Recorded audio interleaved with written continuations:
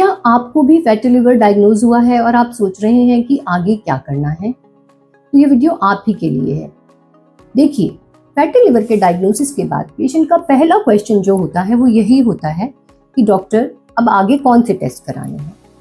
कुछ लोग अल्ट्रासाउंड और ब्लड टेस्ट यानी कि LFT करा के सालों तक फॉल्सली रीअश्योर हो जाते हैं, इस खुशफहमी में रहते हैं कि सब ठीक है और डॉक्टर को दिखाते ही नहीं और उनका लिवर डिजीज काफी बढ़ जाता है। और कुछ लोग पैनिक होकर CT स्कैन MRI करा लेते हैं। तो सवाल कम टेस्ट या ज्यादा टेस्ट का नहीं है, सवाल है सही टेस्ट का। हम एक टेस्ट से क्या जानना चाहते हैं? एक ही टेस्ट हमें सारे सवालों के जवाब नहीं देता। तो मैं हूं डॉक्टर रुचि और आज मैं आपको बताऊंगी फैटी लिवर के टेस्ट के बारे में। मैं अपनी प्रैक्टिस में इन टेस्ट को 3 कैटेगरीज में डिवाइड करती हूँ। पहले टेस्ट जो हमें ये बताते हैं कि लिवर में फैट है या नहीं और कितना है। दूसरा, कितना डैमेज और इन्फ्लेमेशन है। और तीसरा, फ्यूचर रिस्क क्या है। तो चलिए करते हैं शुरू। तो सबसे पहले मैं बात करूंगी अल्ट्रासाउंड की। अल्ट्रासाउंड एक एंट्री पॉइंट टेस्ट है। ज्यादातर लोग जो फैटी लिवर लेकर आते हैं वो अल्ट्रासाउंड की रिपोर्ट के साथ आते हैं। अल्ट्रासाउंड हमें ये बताता है कि हमारे लिवर में फैट है और कितना है। देखिए, नॉर्मली हमारे लिवर में बिल्कुल फैट नहीं होता, ना के बराबर। जब ये फैट 5% से ज्यादा हो जाता है तो हम इसको बोलते हैं कि हमें फैटी लिवर हो गया है। तो जो ग्रेड 1, ग्रेड 2, ग्रेड 3 आता है अल्ट्रासाउंड की रिपोर्ट में, वो फैट की क्वांटिटी बताता है। ग्रेड और सीरियसनेस, लिवर डिजीज कितना खराब है, ये दोनों चीजें एक नहीं होती। तो अब क्वेश्चन आता है, किसको अल्ट्रासाउंड कराना चाहिए? अगर आपको डायबिटीज है, ब्लड प्रेशर है, मोटापा है, आपका ट्राइग्लिसराइड कोलेस्ट्रॉल बढ़े हुए हैं, या आपने ब्लड टेस्ट कराए उनमें आपका LFT खराब आया, तो आपको डेफिनेटली अल्ट्रासाउंड कराना चाहिए, क्योंकि ये हाई रिस्क है, चांसेस हैं कि आपको फैटी लिवर हो सकता है। दूसरी कैटेगरी में वो पेशेंट आते हैं जिनको कुछ सिम्टम्स हैं। देखिए, फैटी लिवर के ना अपने कोई स्पेसिफिक सिम्टम्स नहीं होते, पर कुछ चीजें हैं जो इशारा करती हैं कि आपको फैटी लिवर हो सकता है।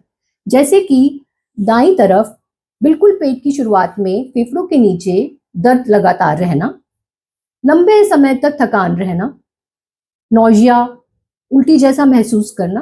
पर हाँ, अगर ये स्ट्रेस की थकान है और कुछ दिन की एसिडिटी है तो आपको अल्ट्रासाउंड की जरूरत नहीं है। अब दूसरे टेस्ट की बात करते हैं जो कि है LFT। देखिए, ये सबसे ज्यादा मिसअंडरस्टूड टेस्ट है। LFT ब्लड से होता है और ये हमें क्या बताता है? इसमें हम जो एंजाइम्स देखते हैं ना लिवर के, SGOT, SGPT, वो ये बताते हैं लिवर सेल्स का डैमेज कितना हो रहा है और लिवर में इन्फ्लेमेशन कितनी है। और normal LFT is not equal to safe liver, क्योंकि LFT हमें स्कारिंग नहीं बताता कि लिवर में स्कारिंग कितनी हो गई है फैट की वजह से और फ्यूचर रिस्क क्या है लिवर खराब होने का। तो किसको कराना चाहिए LFT? हर पेशेंट को जिसको फैटी लिवर का डायग्नोसिस हुआ है उसको LFT जरूर कराना चाहिए। चलिए अब बात करते हैं तीसरे टेस्ट की, जो कि है फाइब्रोस्कैन। ये एक ऐसा टेस्ट है जो हमारी फ्यूचर मैनेजमेंट की डायरेक्शन बदल सकता है। तो हमें क्या पता लगता है फाइब्रोस्कैन से? देखिए, नॉर्मली ना हमारा लिवर एक स्पॉन्ज की तरह सॉफ्ट होता है। जब उसमें स्कारिंग होती है तो वो धीरे धीरे हार्ड होता चला जाता है और एंड स्टेज पे आते आते लिवर फेल भी हो सकता है। फाइब्रोस्कैन हमें ये बताता है कि हमारे लिवर में स्कारिंग शुरू हुई है या नहीं, और स्कारिंग शुरू हो चुकी है तो अभी वो स्कारिंग कितनी है, किस स्टेज पे है। यही सबसे इंपॉर्टेंट क्राइटेरिया है आपका फ्यूचर रिस्क असेस करने का। और ये टेस्ट बिल्कुल अल्ट्रासाउंड की तरह होता है, 5 मिनट में हो जाता है। थोड़ा सा एक्सपेंसिव है, अलग अलग सेंटर पे अलग अलग कॉस्ट होती है, लगभग 3000 से 5000 तक। पर अगर आपके आसपास ये नहीं होता और आप ये अफोर्ड नहीं कर सकते तो एक और तरीका है, आपके डॉक्टर आपके जो ब्लड टेस्ट हुए हैं उनसे कुछ स्कोर कैलकुलेट कर सकते हैं और आपको स्कारिंग का रिस्क है या नहीं ये बता सकते हैं। ये उतना एक्यूरेट नहीं है जितना कि फाइब्रोस्कैन, पर काफी हद तक ये आपकी हेल्प कर सकता है। अब एक और कैटेगरी के टेस्ट होते हैं जो कि मेटाबॉलिक प्रोफाइल आपकी बताते हैं। जैसे कि आपको डायबिटीज है या नहीं, तो हमें HbA1c और ब्लड शुगर करानी चाहिए। आपका कोलेस्ट्रॉल, आपका ट्राइग्लिसराइड कराना चाहिए। आपको थायराइड है या नहीं, हमें ये भी पता लगाना चाहिए। ब्लड प्रेशर चेक होना चाहिए। इनके बिना ना आपका असेसमेंट इनकम्प्लीट है, क्योंकि इससे हम डिसाइड कर पाते हैं कि आपको क्या ट्रीटमेंट देना है। चलिए अब बात करते हैं उन टेस्ट की जो हमें नहीं कराने चाहिए।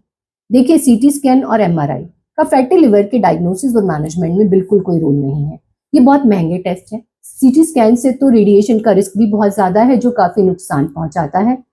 इनकी जरूरत तभी होती है जब कुछ कॉम्प्लेक्स लिवर डिजीज है या हम कुछ ऐसा समझना चाहते हैं जो हमें नॉर्मली इन टेस्ट से नहीं समझ में आ रहा, बाकी टेस्ट से नहीं पता चल रहा, तो इसलिए इनको कराने की बिल्कुल भी जरूरत नहीं है। तो हमने समझा आज फैटी लिवर के लिए क्या क्या टेस्ट हमें कराने चाहिए। इंपॉर्टेंट बात यह है कि लोग अल्ट्रासाउंड और एलएफटी कराकर ही संतुष्ट हो जाते हैं, ऐसा नहीं है। हमें कंप्लीट असेसमेंट करानी चाहिए, डॉक्टर से मिलना चाहिए, तभी हम सेफ रह सकते हैं।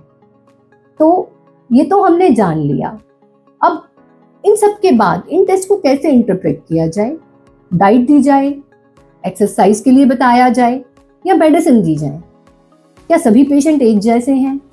इन सब सवालों का जवाब मैं आपको दूंगी अपनी नेक्स्ट वीडियो में कि हम कैसे पेशेंट को रिस्क स्ट्रैटिफाई करते हैं, ये समझते हैं कि ये पेशेंट किस रिस्क पर है और इसको क्या ट्रीटमेंट देना है, ताकि आप अपने डिजीज को बेहतर समझ सकें। तो चलिए मिलते हैं अगली वीडियो। एक और बात, इससे पहली वीडियो हमने फैटी लिवर से जुड़े कुछ मिथ्स यानी कि गलत धारणाओं के बारे में बनाई थी, जिसका लिंक हम आपको डिस्क्रिप्शन बॉक्स में दे देंगे। दूसरा, ये एक फैटी लिवर के ऊपर पूरी सीरीज बनाने का प्रयास है जिसमें हम उससे जुड़ी सभी बातों को डिस्कस करेंगे, तो आप बने रहिए हमारे साथ।